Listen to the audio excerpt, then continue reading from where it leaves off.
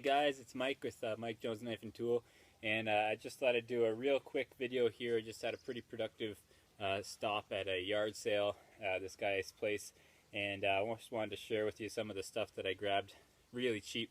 Around here, rurally, we get a lot of really good estate sales, and the ones out in the country are always the gold mines to go out and pick around. And this was just like one of those, except the guy just is over his lifestyle and he's moving and he's selling off all of his junk. So I spent a couple of hours picking through like 3 sheds that have 30 years worth of junk collected in them, and that's totally my scene. I love that stuff. So here's a bunch of the stuff that I came up with and I ended up picking up really cheap. First of all, big chunk of railway tie. Anytime you come across one of these, especially if you're getting into blacksmithing or anything like that, these things are priceless. So great to pound on. I'm going to try to be quick too here. I always ramble. Framing square, just another good, if you're a carpenter, there's certain things that you can't just pass up. You have to have, because you know, they come in handy everywhere. Just like 100-foot tape. You just can't leave it there. You have to take it. I got this Gatco sharpening system.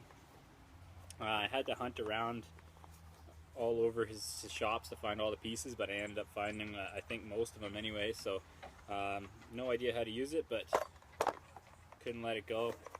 It's got all kinds of coarseness and bars and things in there for sharpening.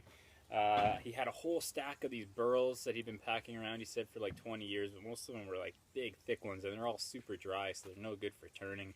I got some buddies that turn bowls and stuff, but if they're dry, they'll just shatter apart if you try to turn them. Great for knife handles if you can find something that you can work with. You know, 4 or 5 inches thick is way too much for me, so I did find this one. It's only about 1 inch thick. Nice bird's eye maple with a bunch of really cool grain in there, so I figured I'd try to get a couple of nice pieces out of that. So that's pretty cool. You don't often harvest your own materials. A lot of guys just buy handle scales that are already, you know, cured, and a lot of the time they're stabilized and dyed and all sorts of things. So it's kind of cool to be able to go and find your own. A couple of old hickory handles that he literally wouldn't let me leave without. He threw them in my truck and said, "You have to take these." So I might be able to find some good use out of one of them. Or they burn really good too. These things I found, it was kind of exciting. A couple of really old handmade butchering tools. I'm not sure what they're made of, but I have a feeling the steel in this one, he said he hadn't touched it in years, and there's no rust on it whatsoever, no pitting or anything, so I'm really curious what this is made out of. And this one's just a huge, awesome cleaver. Had to take it. Might maybe make it into something else, or just clean it up and use it as a gift or something. Hang it on the wall. Got a Dremel tool. These guys they're great. They have all kinds of uses, and they're adjustable for speeds. The one that I've got right now has got so much dust in it, it's only got like top speed. It doesn't have any variability in it, so it's good to have a spare one of those around for when mine finally dies. I got a couple big pieces of brass. These are actually, he did a lot of auto body work and a lot of auto work, and so this guy at least was a tool for pounding, but it's just a nice thick, it's like a 1 inch thick rod, so I'm definitely going to make at least one brass hammer out of this. I've wanted a brass hammer for a long time, so it'd be pretty cool to make my own. And also just pounding this stuff down flat into knife handle guards or bolsters or whatever. Nice to have a couple big chunks of brass around. What else we got? This is some shitty old knife he gave me.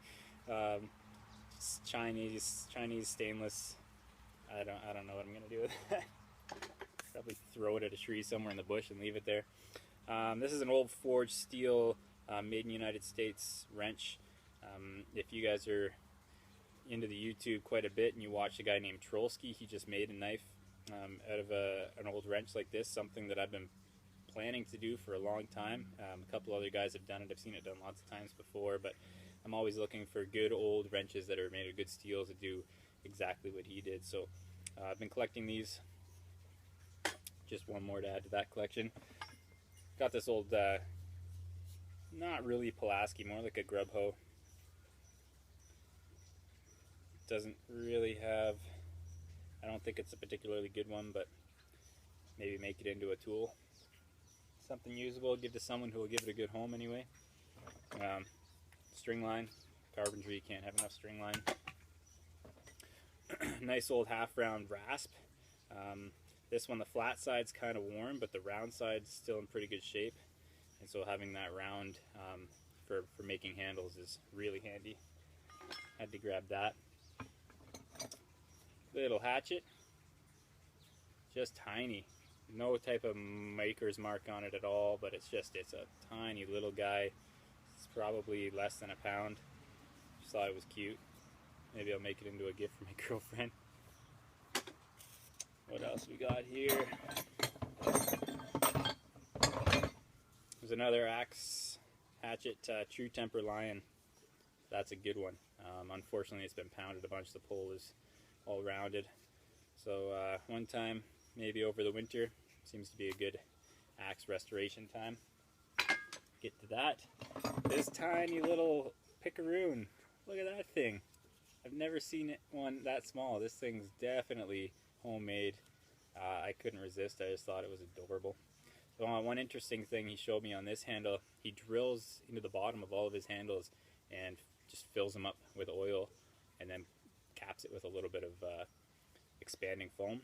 And so the thing just constantly oils itself from the inside out. I thought that was a very interesting idea. It's probably something that's common, but I've never heard of it before myself. I'm going to keep that in mind, maybe test that out myself with some of my own. I've been collecting lots of these brace bits.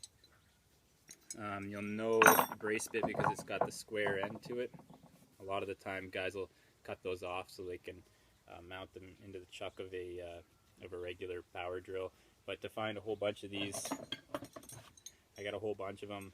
Might even be a set. They've got the little worm on the front, the little screw, so they draw themselves into wood. Been collecting those. I've got a couple of the braces to actually hand drive these guys. It's nice to find the big ones. They're not in great shape, but I've got some rust remover I've been planning on trying out, so these might be a good test for that. But it's handy to have, and those things like these will chew through wood surprisingly quick if you got to make a hole in something. Just with one of those little hand augers, these things cruise in nice and easy, especially the small ones, and it's surprising how much work you can get done just with your own 2 feet and heartbeat, as they say. And the piece de resistance, I couldn't believe when I found this thing. Made in Sweden, Holtz Brooks small broad axe. It's actually flat on one side. It's only ground on the one side there. The head is also, the eye is off center. I couldn't believe it when I found this thing. It was jammed behind a bunch of stuff right beside the guy's wood stove, so clearly he'd been chopping wood with it or whatever, which is something you would do with a big axe like this if you didn't know what it was actually for, but it's actually for hewing, for taking the round face off of a log and making it flat. So I'm really excited to have found one of these. I've been looking for some of these for a long time, so I'm stoked on that. I'm going to restore that one way before anything else gets done here. I'm just too pumped, so really happy about that. So I noticed that we just cleared 100 subscribers on YouTube, and we're up around 5,000 views, which doesn't sound like a lot, but it's a big deal for me. So I remember when I hit 100 followers on Instagram, it was huge, and I was pumped, and I'm just as pumped to hit 100 subscribers on YouTube. So thanks a lot for sticking around and watching, and I'll keep the videos coming.